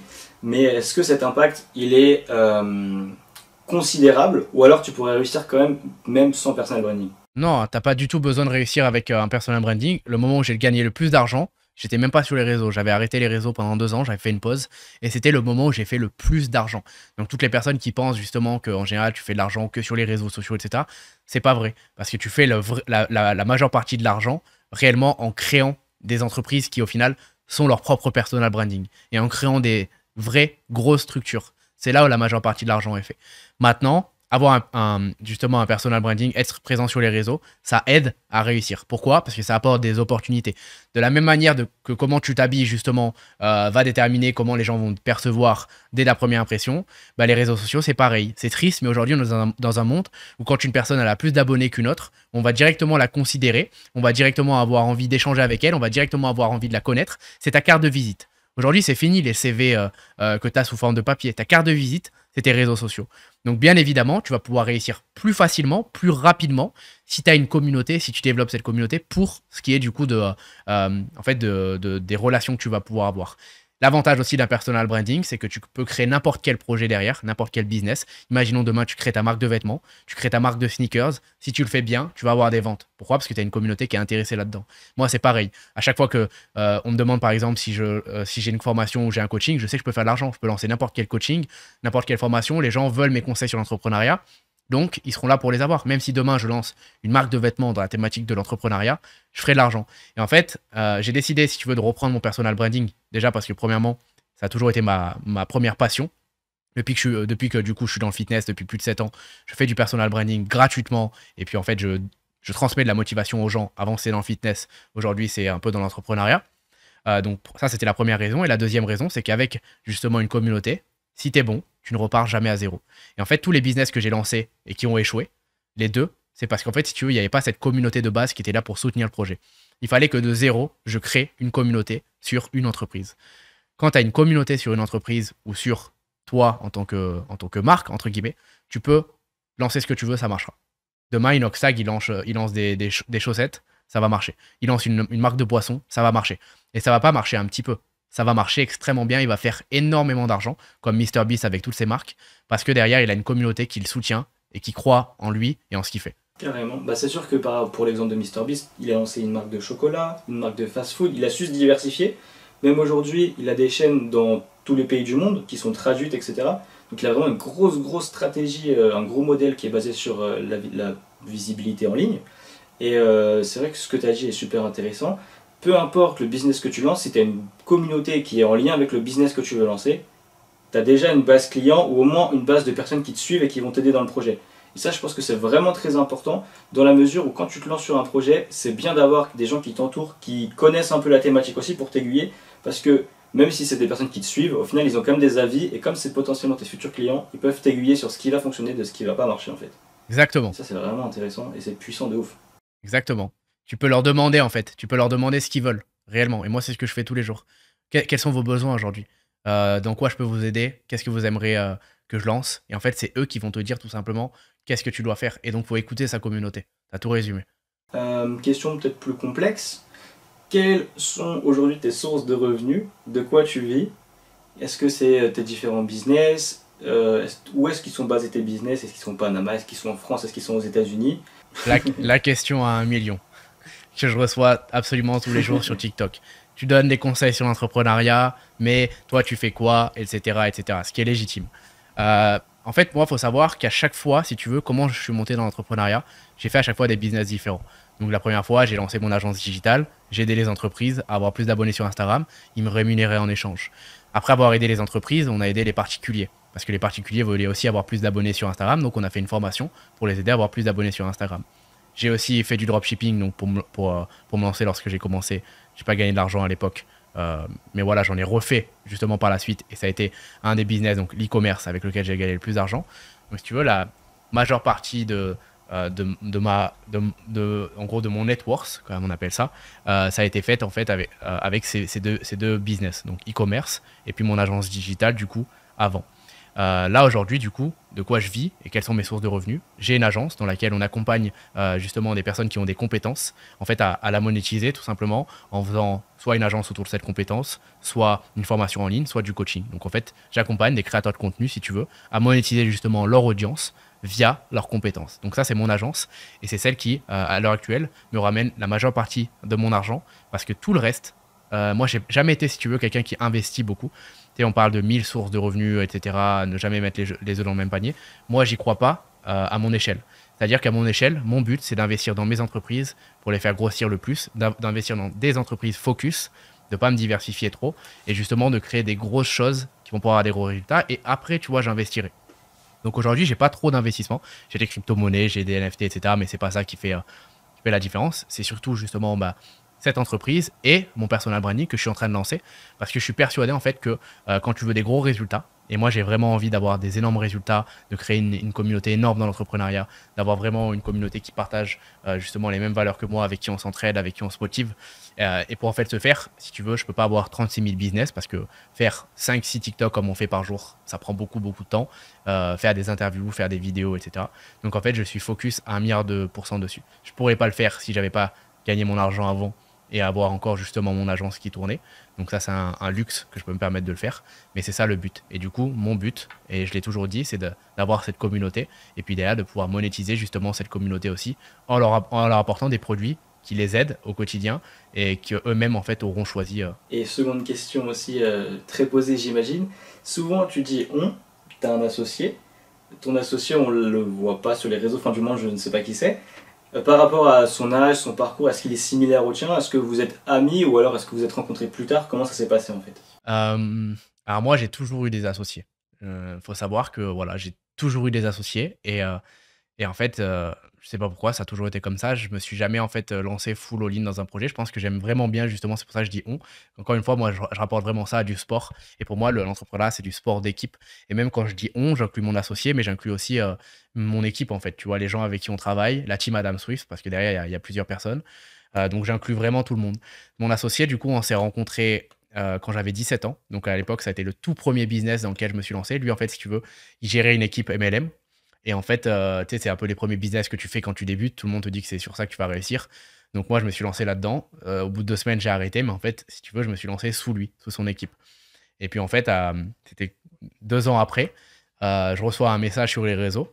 Parce qu'à ce moment-là, du coup, j'avais fait mon parcours, j'avais échoué les projets, j'en avais lancé. Et justement, on était dans une période où on avait beaucoup de réussite. Et c'était un message justement de cet associé qui m'a dit, en gros, faut que tu m'expliques, je comprends pas, tu vois. C'est-à-dire qu'il y a 2 ans, je savais pas aligner un mot, j'avais un cheveu sur la langue, entre guillemets, c'était le tout premier business que je lançais, j'étais pas bien dans mon corps, tu vois. Et là, en gros, on commençait vraiment à avoir du succès sur les réseaux, mais aussi dans nos entreprises. Donc, si tu veux, il m'a dit, faut que tu m'expliques, je comprends pas. Et de là, en fait, on s'est vu. Il a commencé à travailler avec moi, du coup, dans le business que j'avais à l'époque. Et au fur et à mesure, en fait, on s'est jamais quitté. Aujourd'hui, c'est mon meilleur ami. Et aujourd'hui, on fait tous les business ensemble. C'est-à-dire que même si je fais un business de mon côté, lui, en fait, il va quand même avoir ce business parce que lui, de son côté, il va maintenir les autres business ou alors en créer d'autres. Et donc, on a vraiment, pour la première fois de ma vie, je pense que j'ai l'association la plus parfaite qui existe. Trouver un associé, c'est extrêmement compliqué. C'est comme trouver une copine, en fait. C'est comme trouver ta femme, c'est comme trouver ton homme. Avoir un associé, il faut que, en fait, tout soit parfait, sinon ça ne marchera pas. Parce qu'au final, tu vas passer 80% de ton temps avec lui à faire des projets qui, au final, vont déterminer vos devis. Quand il y a un échec, c'est un échec pour lui comme pour toi. Quand il y a une réussite, ça va changer sa vie comme la tienne. Et donc, au final, c'est hyper important d'avoir des associés qui sont vraiment, vraiment, vraiment bien et avec qui, en fait, tu vas avoir une différence. Parce qu'en général, on a tendance à vouloir chercher quelqu'un. Oh, je suis pareil que lui. Tu sais, on partage les mêmes centres d'intérêt. On a la même personnalité, etc. Ok, ben pourquoi vous êtes associé alors? Parce qu'un associé, ça doit être la différence de toi. Vous devez être complémentaires. Si aujourd'hui, par exemple, justement, mon associé voudrait être sur les réseaux comme moi, on ne pourrait pas s'entendre. Parce qu'au final, on aurait les mêmes objectifs et du coup, on n'aurait absolument aucun intérêt à être associé. Là, ça marche bien parce que moi, justement, je suis sur les réseaux et lui, il veut pas du tout l'être. Et du coup, en fait, on s'entraide avec cet objectif Euh, tu vois, on est vraiment complémentaires. On a vraiment des personnalités extrêmement complémentaires. Ouais, comme tu l'as dit, en fait, c'est une équipe. Et au final, au lieu d'être tout seul, vous êtes deux. Du coup, théoriquement, vous êtes 2 fois plus vite. Vous Exactement. divisez le travail par 2, ou alors vous augmentez votre charge de travail, mais du coup, vous êtes sur plusieurs pôles en même temps. Donc, en fait, ouais, c'est intéressant aussi cette vision-là, parce que c'est vrai que souvent dans l'entrepreneuriat, ce qu'on voit, c'est des personnes solitaires. On voit, enfin, des équipes, ça, j'en ai rarement vu. Et c'est vrai que si on y pense bien, théoriquement, t'es censé aller plus vite, et 2 avis vaut mieux qu'un. Donc je pense que c'est un choix stratégique qui a dû quand même être assez utile dans tout ce que tu as pu développer, et qui fait aussi une de tes forces en vrai. Parce Ouais. qu'on ne le voit pas forcément sur tes réseaux sociaux, etc. Mais se dire que t'es deux, en fait, c'est-à-dire que pour les idées, pour les concepts, vous êtes deux, pour tout, vous êtes deux, et du coup, j'avoue que. Ouais, en fait, tu vas pas forcément plus vite, mais tu vas plus loin. Ça, c'est sûr et certain. Et par exemple, l'agence dont je parle justement et qui est un de nos principaux business aujourd'hui, faut savoir que si j'avais pas mon associé, elle n'existerait plus. Parce que moi, j'ai vraiment du mal à avoir plusieurs choses à la fois. Et quand j'ai une idée, j'ai vraiment envie qu'elle se concrétise maintenant et j'ai envie de suivre mon feeling, tu vois. Et si en fait, justement, lui, il n'avait pas été là pour dire non, mais ça marche super bien, on va le garder et tout, parce qu'on a fait beaucoup cette erreur, tu vois, de recommencer, etc. J'aurais plus forcément l'agence. Et du coup, recommencer un personal branding alors qu'au final, tu n'as plus de source de revenus, c'est compliqué. Donc au final, non, c'est une association, ça peut vraiment faire la différence. Par contre, voilà, justement, on parlait de la concurrence tout à l'heure. Moi, tous les jours, quand je vois un concurrent qui est tout seul et qui fait un certain nombre de chiffres d'affaires, et ben en gros, ce qu'on se dit, c'est nous, on est deux, on doit faire au moins le double, sinon on est des chips, tu vois, clairement. Sinon, en gros, sinon on vaut rien. Tu vois, si on fait la même chose que lui, on est deux. Faut savoir que nous, on fait 50-50. Donc, au final, lui, il a tout et nous, on a 50-50 de la même chose. C'est pas possible. Donc, on doit aller chercher plus. Ok, donc il y a vraiment une volonté d'aller chercher plus loin que la concurrence et d'aller plus haut. On va revenir sur le Panama. Euh, un choix stratégique ou le hasard, j'ai écrit, et c'est par rapport à vraiment aux réseaux sociaux. Est-ce que tu avais imaginé que juste dire que tu vivais au Panama, ça pouvait générer autant de vues sur ton contenu, autant d'attractions? Parce que c'est vraiment quelque chose que j'ai rarement vu, mais juste le fait que tu dises que tu sois au Panama, j'ai l'impression que ça déclenche une vague en France, tu vois, et que les gens se disent mais c'est pas possible, mais pourquoi il est au Panama, pourquoi il est allé au Panama, tu vois, genre, il y a vraiment un. Pourtant, le Panama, c'est pas quelque chose, c'est pas un pays voilà, qu'on évoque souvent, mais je vois que c'est clivant de fou. Ouais, non, c'est super clivant, le Panama, mais c'est normal. Panama Papers, Scofield, tu vois, dans Prison Break. Panama, c'est exotique. Si demain j'habiterais à Dubaï, tout le monde habite à Dubaï, tu vois. Donc au final, tous les entrepreneurs, tous les influenceurs, tout le monde habite à Dubaï. Tu sais, ça serait quelque chose de normal. Mais vu que là, justement, c'est Panama, c'est différent. Personne ne va au Panama. Faut bien comprendre une chose. Aucun touriste ne vient ici. La ville, touristiquement, elle est morte. Il n'y a rien. Et donc, en fait, pourquoi les gens ils viennent ici? Les gens viennent ici pour faire du business. Les gens viennent ici parce qu'ils sont entrepreneurs. Attention, il y a des personnes qui viennent travailler, etc. ici. J'ai des Français dans mon entourage qui sont salariés et qui sont ici. Mais de base, quand tu vas au Panama, voilà, faut pas mentir. Tu vas aussi pour les taxes, parce que sinon, tu serais allé ailleurs. Donc en fait, si tu veux, c'est pour ça que c'est clivant. Le Panama, c'est vraiment exotique. Personne connaît rien dessus et c'est vraiment un mystère. Et du coup, je suis super content d'avoir fait ce choix parce que de base, c'était pas du tout en fait pour ça. Je suis pas parti au Panama pour me dire, oh, tout le monde. À la base, j'étais même plus sur les réseaux quand je suis arrivé au Panama. Je suis pas parti ici pour me dire, ça va remuer les réseaux sociaux, tout le monde va kiffer que je sois au Panama, les gens, ça va les intriguer, il y en a qui vont me détester, il y en a qui vont adorer. Non. Moi, je suis parti de base pour être très très loin justement de la France parce que j'avais envie d'être focus. Je suis pas parti à Dubaï parce que je connaissais trop de monde là-bas et j'avais vraiment envie d'être dans ma bulle et de construire les choses. Je sortais d'une phase très difficile dans le business et je suis venu en fait ici pour être tout seul, tu vois, avec mon associé, avec les personnes qui m'entourent, mais pour pas avoir justement trop de bruit. Et bien évidemment, en fait, je suis parti aussi ici pour les taxes. Moi, je le dis, de toute façon, je suis transparent sur tous mes réseaux sociaux. Mais il faut savoir que ça fait 3 ans maintenant que je suis au Panama, 3 ans et demi. Si ça serait juste pour les taxes, je ne serais pas resté aussi longtemps. J'adore ma vie ici. Tout ce que je fais ici, j'adore. Pour moi, c'est un pays génial et je suis en fait 10 fois plus heureux, même hors taxes parlant, qu'en France. De base, j'ai toujours voulu vivre hors de France. Même quand j'étais petit, que j'avais 12 ans, je voulais aller aux États-Unis. C'était mon plus grand rêve. Sauf qu'au final, quand tu commences à créer ton business et quand tu commences à faire de l'argent et que tu vois en plus que tu peux partir partout dans le monde, c'est ça la vraie liberté, tu te dis, bah, autant être dans un pays où les taxes sont quand même avantageuses. Tu vois, j'ai pas de cacher. Par rapport au Panama, parce que du coup, j'y connais rien et peu de monde a des infos là-dessus. Toi, comment tu vis? C'est quoi le climat? Est-ce qu'il y a des. Quel type de magasin? Les activités à faire, la situation économique? En gros, le pays, est-ce qu'il est intéressant? Alors, faut savoir que 95% de mon temps, je le passe sur mon ordinateur à travailler. Donc, en soi, peu importe en vrai où je serai, tant que si tu veux, je pourrais avoir un environnement qui me correspond, je serais plutôt bien. Donc voilà, ça c'est un fait. Maintenant, si je devrais être tout le temps dehors, etc., à faire plein d'activités, je sais pas si du coup je resterai forcément ici. Mais ce qu'il faut comprendre, c'est que c'est pas à Dubaï. Ici, t'as pas le même service, t'as pas les mêmes activités, t'as pas les mêmes choses à faire. Mais c'est ça qui fait son charme. C'est encore un peu à l'ancienne. T'as beaucoup de nature. Tu vois, les appartements, toutes les tours que tu vois derrière moi, il y en a pas mal qui sont vides. Il y a peu de monde en fait. Et du coup, si tu veux, c'est complètement différent. Mais moi, je suis vraiment tombé amoureux de ça. Ici, tu as la liberté. Ici, tu as la liberté de tout faire. Et pas, attention, pas des choses illégales, etc. Ici, tu te sens vraiment en fait libre. Tu vois, imaginons tu es une fille, tu vas dehors, tu es en sécurité. Malgré ce que tout le monde pourrait penser, tu es réellement en sécurité, tu te sens bien. Ici, tu fais une soirée, tu sors, tu es un peu arraché, etc. Tu es en sécurité. Tu vois, t'as pas ce truc justement comme en France. Et c'est paradoxal parce que tout le monde pense qu'ici, c'est compliqué de ce côté-là. Mais du coup, c'est vraiment cette liberté dans laquelle je suis tombé amoureux.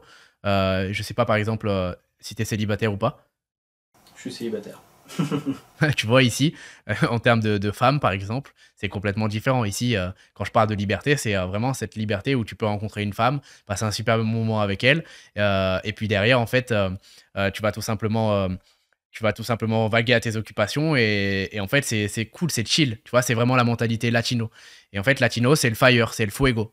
Et en fait, c'est comme ça ici. C'est la danse, c'est la musique, tu vois, c'est l'intensité. Et c'est ça que j'aime en fait. Mais c'est vrai que c'est pas le pays où il y a les meilleures activités, etc. C'est juste bien par contre pour la localisation, parce que tu es juste à côté de Miami, Bahamas, Colombie. J'y étais justement la semaine dernière, Costa Rica, Cuba. En fait, tu as énormément de pays super sympas justement à découvrir, juste à côté. Et donc ça, c'est génial. Et en termes de mentalité, c'est plus américaine, parce que du coup, si on parle de la mentalité européenne, voire française, tu vois, c'est beaucoup de critiques, peu d'action. Ici, c'est comment le climat, on va dire? En vrai, je sais pas trop parce que je côtoie pas énormément de Panaméens. Tu vois, donc je connais pas trop la mentalité panaméenne. En gros, moi, c'est simple. Ici, j'ai mon groupe d'amis. J'essaie d'avoir le minimum d'amis possible. J'essaie de garder justement ce groupe fermé d'amis avec qui on a des super bons délires, avec qui on s'amuse énormément. Mais en fait, si tu veux, je sors pas trop pour rencontrer des gens. J'essaie pas justement de faire ce genre de choses. C'est peut-être une erreur. Mais du coup, je sais pas en fait trop la mentalité. En fait, ici, t'as les touristes et t'as les locaux en fait. Les locaux, c'est pas une mentalité fonceur. Ça, c'est sûr et certain. Ça va être, je pense, comme beaucoup d'endroits, c'est pas du tout une mentalité fonceur. Par contre, tous les touristes que tu vas voir ici, ils sont là pour des raisons bien précises, ils font du business. Et là, par contre, du coup, tu as cette mentalité fonceur, j'échoue, je relance quelque chose, j'ai la rage, etc. Donc, tu vois, il y a ces deux environnements, en fait, je pense. Et du coup, par la suite, parce que là, du coup, tu t'es pas basé au Panama, c'était pas par erreur, c'était un choix, on va dire, fait sur le tas. Mais pour ton futur, est-ce que tu t'imagines rester au Panama ou alors te baser dans un autre pays et continuer à faire ce que tu fais déjà? Alors, c'est un pays sur lequel je pourrais complètement me voir Si vivre. on pense long terme. Ouais, si on pense long terme, je pourrais complètement pouvoir me voir vivre. Et c'est d'ailleurs pour ça que je suis ici, parce que j'ai voyagé partout dans le monde. Et c'est vraiment le premier pays où je me suis dit, c'est la maison en fait. C'est ici, tu vois. Je suis allé à Bali, c'était un de mes pays préférés pour voyager. Je me suis jamais dit, en fait, c'est la maison. Ici, je me le suis dit. Je suis allé à Dubaï, j'ai pas forcément aimé pour y habiter. Donc, je pourrais me voir y habiter. Mais après, je suis ouvert à tout. Et je pense que dans la vie, en fait, des fois, tu as des plans. Et si tu m'avais dit à 3 ans que tu vas habiter au Panama, je t'aurais dit, c'est quoi le Panama? De quoi tu me parles? Si tu m'avais dit à 5 ans, que j'allais faire du business, je t'aurais dit, mais qu'est-ce que tu es en train de me dire? Tu vois? Et en fait, j'ai toujours toute ma vie essayé de me faire des plans sur la comète. Qu'est-ce que je vais faire dans un an? Qu'est-ce que je fais le mois prochain? Est-ce que par exemple, avec ma copine, je vais me marier, tu vois, on va avoir des enfants ou pas?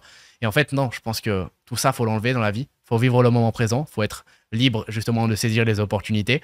Et si demain, bah, je vois que ma vie, même, il faut que je revienne en France pour être heureux, je reviendrai en France. S'il faut que j'aille à Dubaï, j'irai à Dubaï. S'il faut que j'aille vivre aux États-Unis, j'irai vivre aux États-Unis. Tu vois, donc j'essaye, et c'est très dur, parce que quand tu es entrepreneur, ton but, c'est aussi d'avoir une vision et c'est d'essayer de voir le futur. Mais pour être heureux, ton but, c'est aussi de ne pas voir le futur, de vivre le moment présent et de ne pas te prendre la tête. Et du coup, c'est deux paradoxes qui viennent tous les jours, si tu veux, sur lesquels j'essaye vraiment de travailler pour arriver à être heureux au maximum, tout en ayant des objectifs énormes. Par rapport du coup à ta vision, est-ce que des fois l'entreprise vient sur le personnel et du coup tu penses long terme pour le personnel et inversement tu penses des fois trop court terme pour l'entreprise? En fait, je pense que quand tu es entrepreneur, malheureusement et heureusement, toute ta vie tourne autour de ça. Ton couple, là où tu vis, tout ce que tu fais. Donc au final, tu es obligé, si tu veux, de coupler les deux. Moi, je suis quelqu'un, je galère en fait à avoir cette life balance, comme tout le monde justement parle. Et en fait, récemment, je me suis dit que la life balance, donc pour ceux qui savent pas ce que ça veut dire, c'est le fait de justement cumuler un bon équilibre entre vie professionnelle, vie personnelle, etc. Ben, je suis persuadé en fait qu'elle elle est galère à arriver et que peut-être même elle n'existe pas. Tout dépend de tes objectifs. Va dire à un Elon Musk, est-ce que tu as une life balance? Va dire à un Jeff Bezos, est-ce que tu as une life balance? Va dire à un Cristiano Ronaldo, est-ce que tu as une life balance? Non, parce que c'est des personnes qui en fait tous les jours se battent tellement fortes pour leur objectif et donnent tout qu'au final, bien évidemment, il y a des aspects qui vont en fait qui vont prendre cher à cause de ça, littéralement. Et donc malheureusement, des fois c'est la famille. Moi, je vois très peu ma famille et je sais que c'est déjà un regret que j'ai et que je vais le regretter de plus en plus. C'est pour ça que si tu veux, j'essaye vraiment de tendre encore plus à les voir. Mais en fait, au début, quand tu as des gros objectifs, tu es obligé de capitaliser dessus et tu es obligé de faire que ça.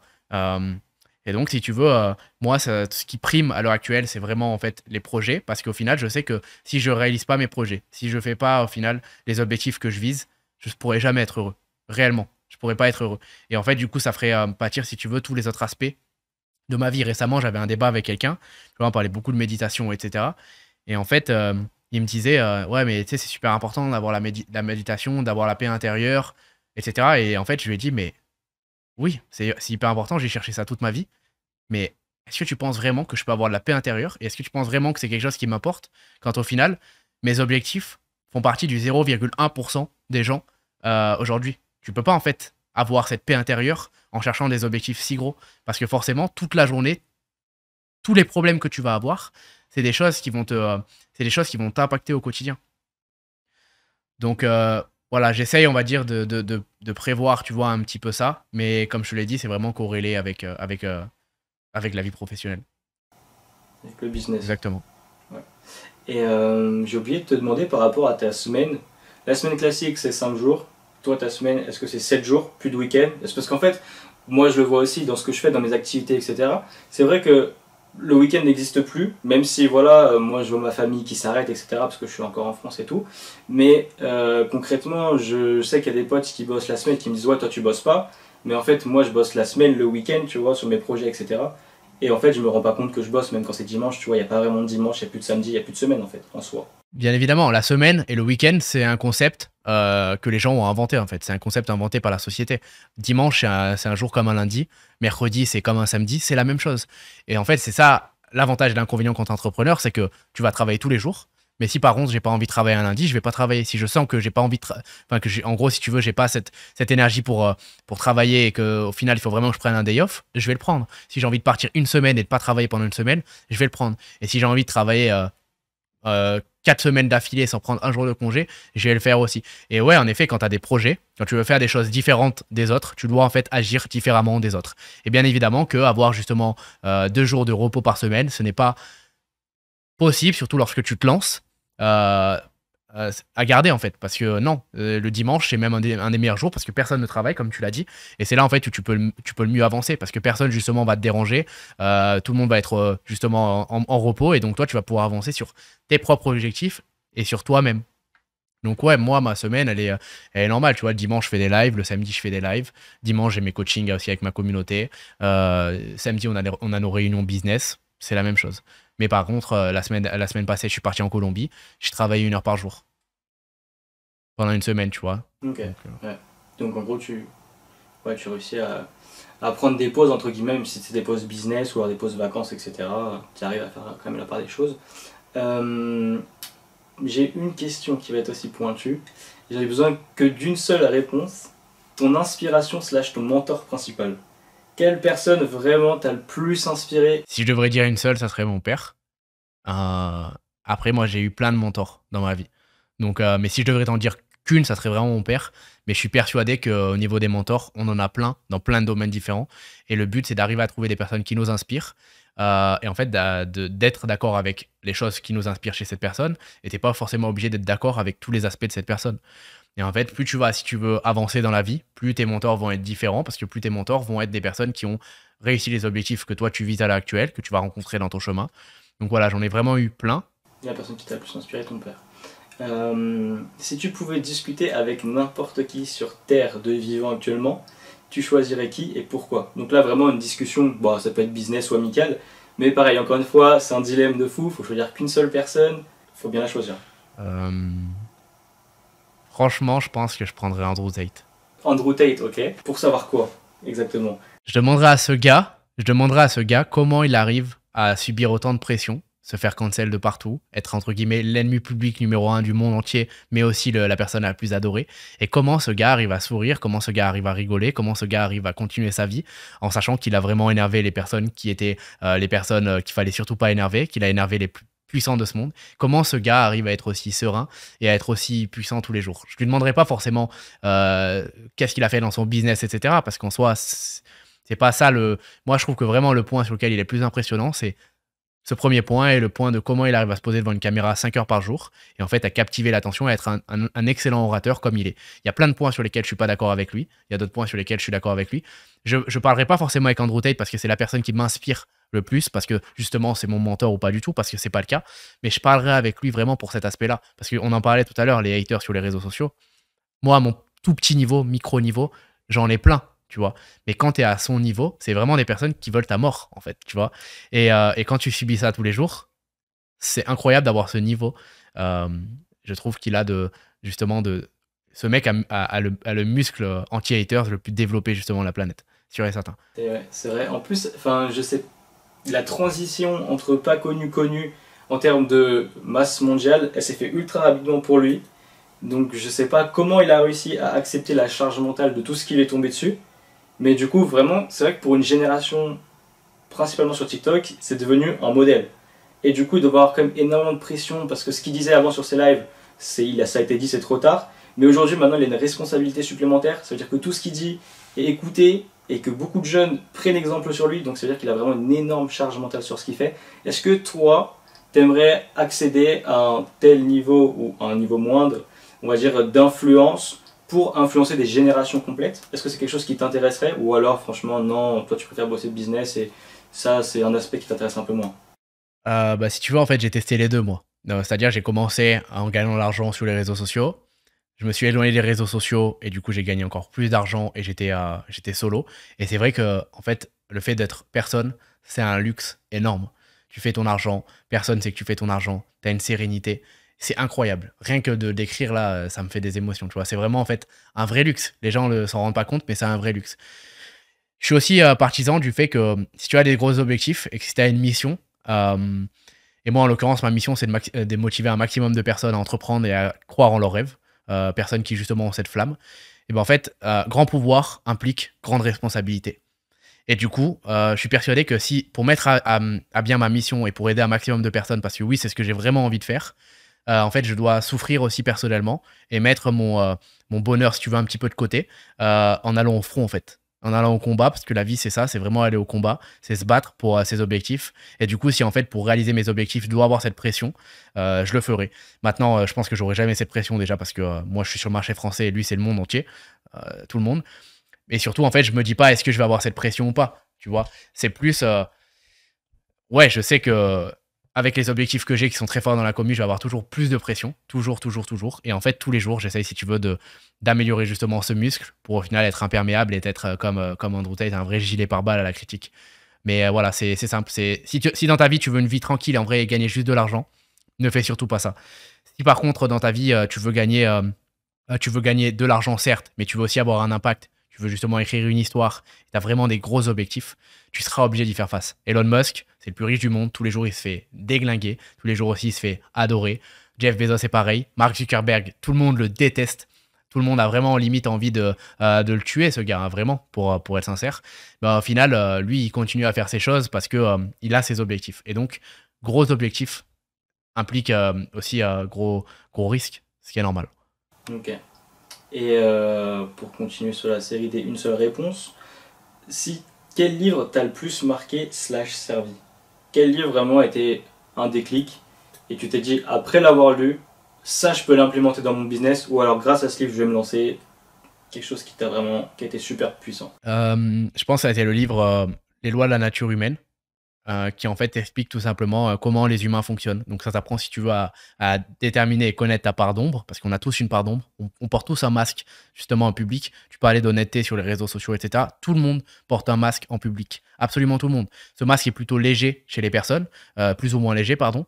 Mais tout le monde en fait arrive devant des gens avec un masque pour se faire aimer, justement pour se faire apprécier. Et quand on rentre chez nous, c'est là vraiment où on est notre vraie personnalité. Et en fait, si tu veux, ça t'apprend déjà à connaître ta vraie personnalité à toi, tes forces, mais aussi tes faiblesses.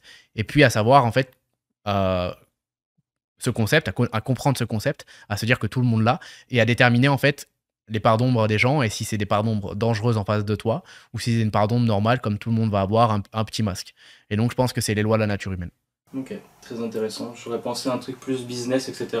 Mais c'est vrai que ce que tu dis, c'est vraiment sensé et que c'est la base en soi. Genre là, tu es vraiment revenu à la base, à l'origine. Et je pense que même ce type de concept-là est utile sur les réseaux sociaux ou dans le business en général. Si tu peux mieux appréhender les personnes, mieux comprendre ce qu'elles pensent, entre guillemets, ça peut être super. Exactement. Si on doit faire une frise chronologique de la vie d'Adam Swift, de du coup tes 20 ans à tes 25, quelles ont été les étapes les plus marquantes, les étapes que toi en tout cas tu as retenues et qui sont, on va dire, tes faits d'armes, que aujourd'hui tu peux évoquer avec fierté?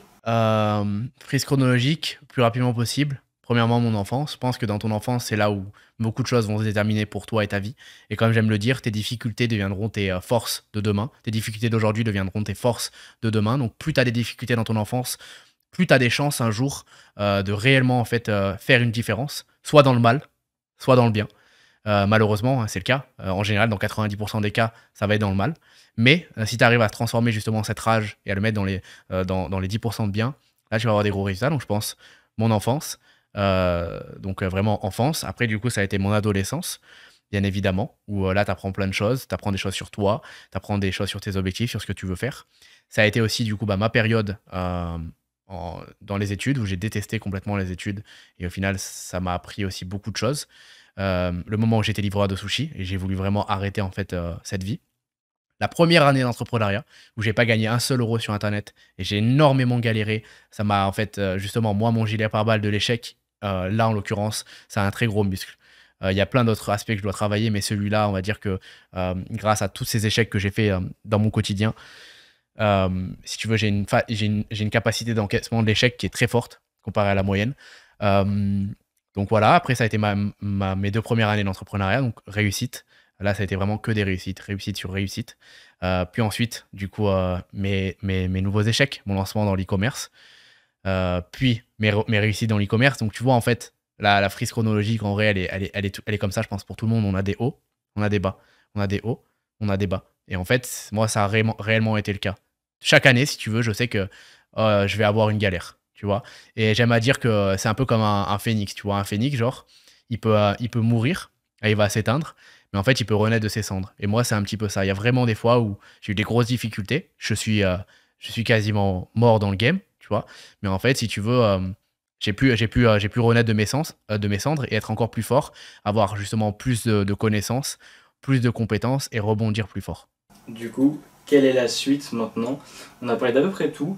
Je sais pas à terme d'objectif à combien d'années t'es, mais si on disait vraiment fin d'année 2023, donc on se laisse un an, quels sont tes objectifs pour fin 2023? Euh, Si tu les as déjà en tête. j'ai pas des objectifs ciblés, combien d'argent, combien d'abonnés, tu vois, c'est pas vraiment ça qui m'attire.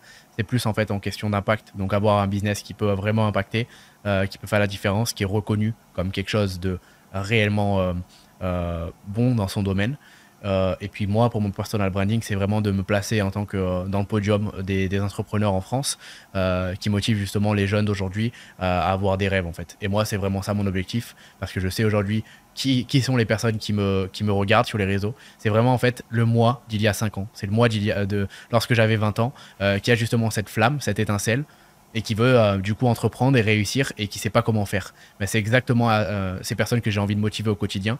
Et donc vraiment en fait, si tu veux avoir un énorme impact sur les réseaux sociaux pour impacter beaucoup de personnes qui sont dans ce cas-là, quoi. Donc fin 2023, voilà, réussir ces objectifs ce serait déjà génial. Et du coup, pour la fin, quels seraient tes derniers mots sur ce podcast? Les mots que tu pourrais dire. Imagine quelqu'un qui est resté jusqu'ici, qui a écouté toute la conversation, qui en a pris énormément. Je pense qu'il s'en En vrai, je pense qu'il en ressort entre guillemets grandi parce qu'il a acquis pas mal de connaissances et il a pu comprendre ton expérience, etc. Qu'est-ce que tu pourrais rajouter? Peut-être quelque chose que j'ai oublié de te poser comme question ou alors juste une phrase motivante. Honnêtement, je pense qu'on a tout dit. Je pense qu'on a dit beaucoup de choses. Je pense que la personne déjà qui est arrivée jusqu'à la fin de ce podcast, bravo à elle, parce que tout simplement, bah, elle nous a écoutés pendant un long moment. Elle a appris. Sûrement, c'est vendredi soir quand elle voit ce podcast ou alors jeudi soir. Donc, elle est sortie du travail, sortie des cours. Elle a continué justement à apprendre, à se former. Donc, moi, je la féliciterai. Je lui dirai de rien lâcher. Si aujourd'hui, justement, elle est sur ce podcast, peut-être qu'elle va avoir un déclic, comme justement moi j'ai pu avoir auparavant, grâce à ça. Peut-être que ce sera avec une prochaine vidéo. Peut-être que ce sera dans un prochain temps. Peut-être qu'elle n'est pas encore prête. Mais en tout cas, c'est juste de ne jamais abandonner ses objectifs, ses rêves et de se lancer. Parce que c'est beau de regarder des podcasts aussi, mais derrière, il faut passer à l'action. Donc après ce podcast, je lui dirais de marquer tout ce qu'elle a envie, ses objectifs, ses rêves, et de faire tout en fait pour les atteindre et pour foncer là-dedans, quoi. Ce serait vraiment ça que je pourrais dire pour clôturer, je pense. Incroyable. Écoute, merci Adam pour ta participation à ce podcast. Merci pour ton invitation. Un grand merci. Est-ce que tu as juste une dernière chose à rajouter? Je pense pas, pour ta promotion. Est-ce que tu veux faire la promotion de quelque chose? Les personnes qui veulent me trouver, ils peuvent me trouver sur YouTube, donc Adam Swift. Je pense que de toute façon, tu mettras les liens en barre d'infos. Donc Adam Swift, je fais des lives quasiment tous les jours sur l'entrepreneuriat. 1 heure, 2 heures, on est en stream du coup sur YouTube. Et comme ça, on peut justement avancer dans leur business. J'essaie vraiment de le faire de la meilleure des manières. Et pareil, Instagram. Donc là, c'est REAL Adam Swift, Réel Adam Swift. Donc c'est mes 2 réseaux principaux. Et sur TikTok, de toute façon, ils vont déjà me voir de partout. Donc pour ça, normalement, c'est good.